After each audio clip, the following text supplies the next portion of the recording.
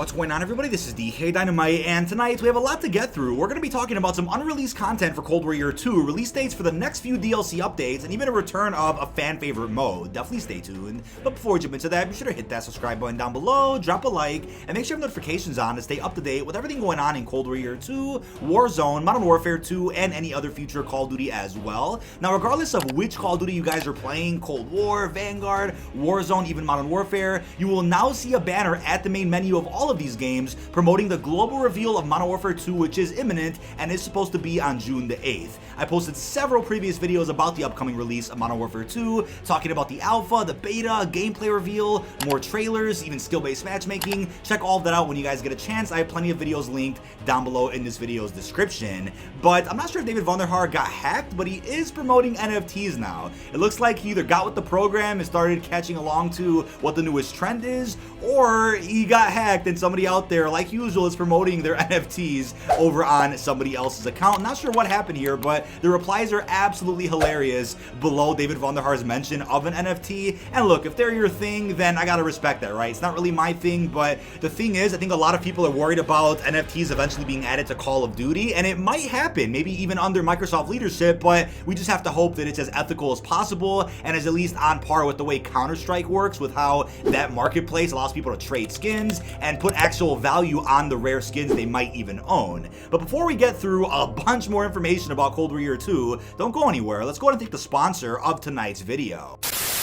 Now, tonight's video is sponsored by the Bitverse. The Bitverse is a metaverse universe composed by several different games that revolve around the unique characters that dwell in it, the Bit Heroes. Players can customize, level up, and interact with Bit Heroes in a myriad of ways. The game is available on iOS, Android, and web browsers. Play and enjoy different games in Bitverse, such as Bit Heroes RPG Quest, Bit Heroes Arena, Bit Heroes Runner, and other titles that are yet to come. There's a place for everyone in the Bitverse. Bit Heroes are the centerpiece of the Bitverse, and they are exclusive characters with unique traits and perks that will enable players to use them across all the games of the Bitverse. All players will be able to customize their characters when playing in a game in the Bitverse. Join the Bitverse Discord server with the link in this video's description to get updates on the games as they develop and news about any upcoming events. Now, if this sounds intriguing to you, check out all the games with the link down below, join the Discord channel, and be a part of the community to get all the latest information. Thank you to the Bitverse for sponsoring tonight's video. Now, back to the video. Cold War fans are eating good tonight because we have the infamous data miner Kotsploits, or Sebas, who went ahead and posted what looks like a new stone bundle coming to Year 2 at some point this summer. Now, the artwork and the information about this bundle was not found through Cold War's files, but instead Warzone. So it does seem like they slipped that in with the recent Classified Arms Reloaded patch, which became installable earlier this morning. And this pack does look pretty cool. I mean, Stone does have a fair amount of bundles already in Cold War, but why not add another one? We have a blueprint there for a Lappa, even a blueprint for the Battle Axe melee weapon, which is awesome, and even a charm known as the Victorian Lantern, and probably even some other cosmetics that are going to be found soon for this pack. And we could just safely assume maybe it's an 1800 COD point pack, maybe a little bit cheaper, but I'll keep you guys posted with what's going on here with this stone bundle. But it definitely looks like it's gonna have a Jack the Ripper theme, which is awesome. I mean, once again, definitely fits the theme and vibe of Black Ops Cold War to have bundles like this. I think it's awesome to see Treyarch putting in a bunch of creativity, even though the game's not even in its prime right now. It's a Year 2 update. Now, what's also really crazy is we then have Alix, another infamous leaker on the internet, who posted 2 unreleased Mason skins, which may end up coming out at some point. We have a Fireside Red and a Deep Space Blue. You already know blue is my color, so I would have to cop this one if it ever did release. But it kind of feels like there were some other Mason skin planned, or skins, plural, planned, that just didn't end up coming out for some reason, or are being saved for a later date. Hopefully they come out, because I think Mason has some of the weakest skins in Cold War, which is ironic considering he's the face of Black Ops, or at least was for a while, and maybe Adler's the face of Black Ops Cold War, if you guys want to be honest here. But let's see what happens with more Mason skins in the future. And speaking of the devil, we then got some actual new screenshots of an upcoming Mason skin, which I want to say is not releasing anytime soon for obvious reasons. A Soviet Soviet-themed pack, which obviously gives Mason the Reznov look from Call of Duty World at War. The description for the bundle says, blend in with the Soviets using Mason's Comrade Operator skin. So please tell me we have a Reznov finishing move where he ends up like popping out of nowhere with the numbers, animations, and effects, and then he just kills the enemy for you. We just need to see that at some point. But you guys are probably wondering, wait, a Soviet-themed Mason skin, how are they going to sell that considering the circumstances around the world right now? And that's a fantastic question because we still have no idea what is going on with Ravenov. So it seems like all traces of Ravenov were removed from Black Ops Cold War. However, his model was kept within Warzone, and the model has now censored the hammer and sickles on his jacket. So it looks like it doesn't work to his model, and they'll probably end up releasing him at some point soon, but it's unclear how long that'll take, if they have to redo the artwork to get rid of all the Russian references. We'll have to wait and see what happens to Ravenov, but regardless, whatever the contents were in his bundle, like the scythe and the other zombies cosmetics, that will all end up releasing at some point soon anyway, regardless if Ravenov does or not. Now hey, if we have a Soviet Mason skin, and if they want to go ahead and add Reznov as a new finisher, then hey, you have a new model of Reznov here on the current engine. Let's remaster the whole Black Ops 1 campaign. Please, let's see that. I'm honestly surprised that wasn't a pre-order bonus for Black Ops Cold War. They probably didn't have much time to plan something out like that, but that would have been perfect considering Cold War is a direct sequel to the Black Ops 1 campaign. But if you're wondering, no, we still don't have any mention of when the stockpile bundle is releasing, which again, don't forget, is a combination of two other packs coming to the game. The RGB Stryker bundle with that arcadey type of vibe from the Pines, and we also have the Beachside Bullets reactive skins, also a part of their own bundle. So that's going to be combined into one to form stockpile, and like I said many times before, that definitely fits a Days of Summer type update, which we'll probably end up getting for Cold War Year 2, Vanguard, Warzone, the works. Now we obviously just got a patch for Vanguard and Warzone for Classified Arms Reloaded, the mid-season update, and I'm expecting Cold War to also get a new patch at some point soon, probably closer to the start of Season 4, which also isn't that far away, keep that in mind.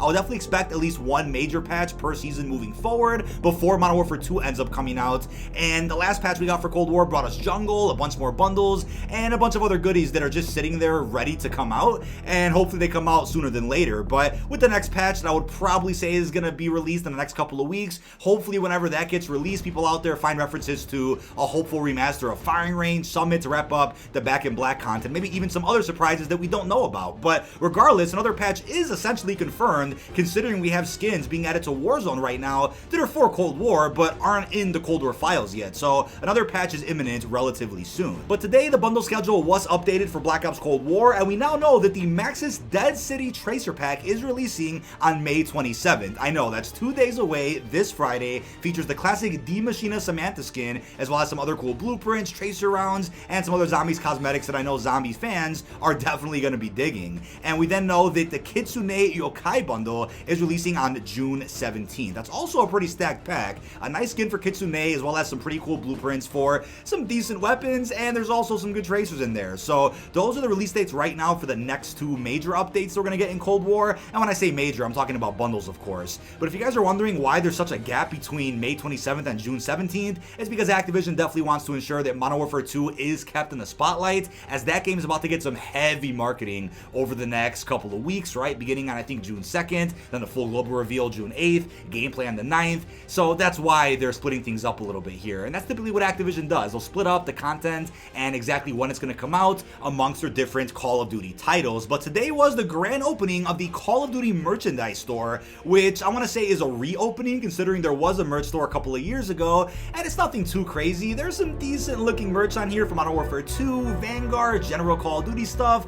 Nothing around Black Ops Cold War, which I'm a bit upset about considering how popular Cold War is and still is, considering we have a year 2 for the game, considering it held the best player retention in years according to data from gaming analysts. But look, maybe the reason why they're not selling Cold War merch is because of the Russian theme around the game. I mean, hey, it's a Call of Duty about the Cold War, but the way I see it, if you're gonna sell some merch that has to do anything with the Russians or the Soviets or something to do with the campaign of Cold War, then just donate all the proceedings to Ukraine, to be politically correct in this case. I think that's a good solution for them doing that, but maybe they'll end up considering some Cold War merch in the future. If not, hopefully with Treyarch's next game, we'll end up getting a variety of different products. But there is some zombies merch being sold on the site, which does look pretty cool. There's some merch for kind of a general ray gun, even for Vanguard zombies, so maybe hardcore zombies fans will be interested in this. But here's the thing, right? If the sales don't look good for this store, I wouldn't be shocked if they shut this store down in the next next couple of months. But hey, maybe because Modern Warfare 2 is about to be the second coming of Christ for the COD community, people out there will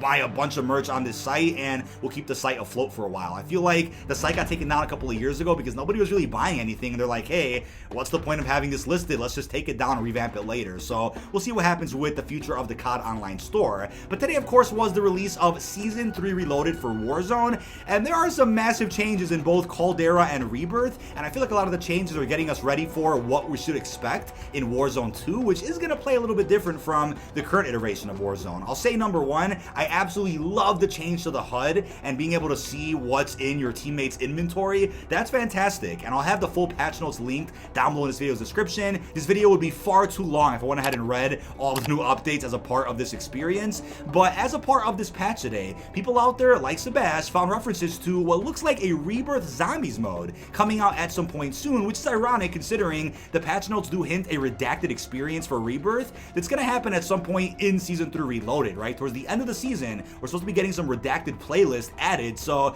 we can assume that's what's being referenced here with the zombie strings being added back in that we previously saw in Verdansk. Now, the lines of code do say you are a zombie, kill humans and eat them, you are human again, defend against the zombies, cure yourself, collect antivirals, redeploying, and then survive against the zombies. So I'm very excited for this. We haven't had Rebirth Island zombies yet, which I'm really surprised about considering Rebirth is of course a bit of a reskin of Alcatraz portals from Blackout, and you guys know how Alcatraz zombies was back during Black Ops 4. Not only Blood of the Dead, but in Blackout it was crazy, especially seeing the Alcatraz portals horde mode with a bunch of zombies spawning in around the map, the ability to get wonder weapons. Let's get something like that again here for Rebirth in Warzone 1. Would love to see that. But speaking of zombies, it's been confirmed by COD Mobile developers that COD Mobile Zombies is indeed going to return, and they know how much people love round-based, they know how much people love zombies altogether, so it's unclear exactly what is going to return, right? Is it going to be Shinonuma again? Is it going to be a whole new experience? I think the Undead Siege event was interesting. It kind of brought back Primus, and it was cool for what it was, but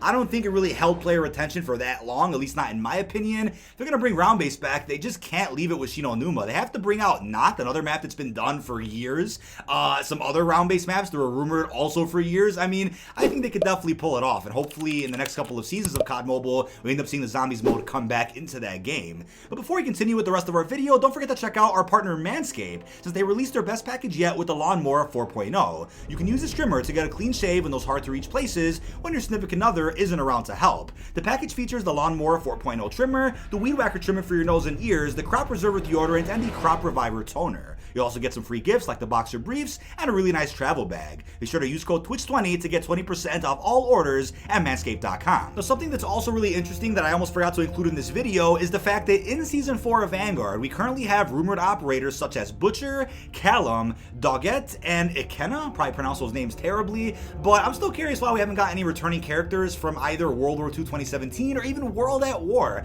Very shocked about that, and yes, I'm also asking for Reznov. We just have to see that at some point before Vanguard's life cycle is over, but we probably won't. However, the Butcher being a playable skin is awesome because he was never playable in World War II 2017, and he has played a pretty large role in the post-launch story. I'm still wondering where that arc is going to end off at with him narrating a story to Mason and his crew. How do you go from looking at bunkers in Caldera to going to the Alps to find some Nazi bases and then moving on to Godzilla vs. Kong? Wouldn't be shocked if Aller and his crew just shot the man for thinking he's crazy, but I'm curious what that future holds for the character.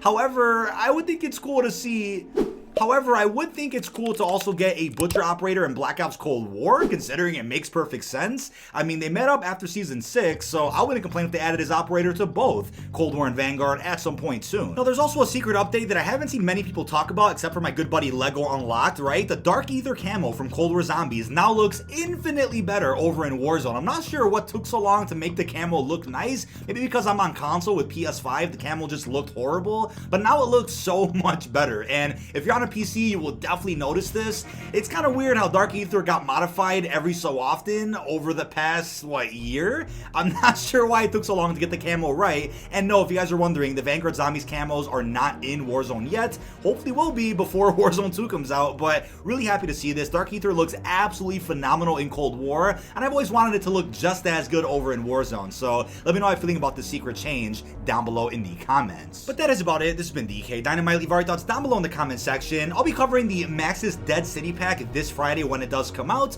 but let me know what you guys are thinking about the upcoming bundles in Cold War Year 2, which got mysteriously found through Warzone, how you're feeling about seeing more remasters added to multiplayer, and also what are your thoughts on zombies coming to Rebirth Island and to COD Mobile again. Really hope you've enjoyed, and peace out, everybody.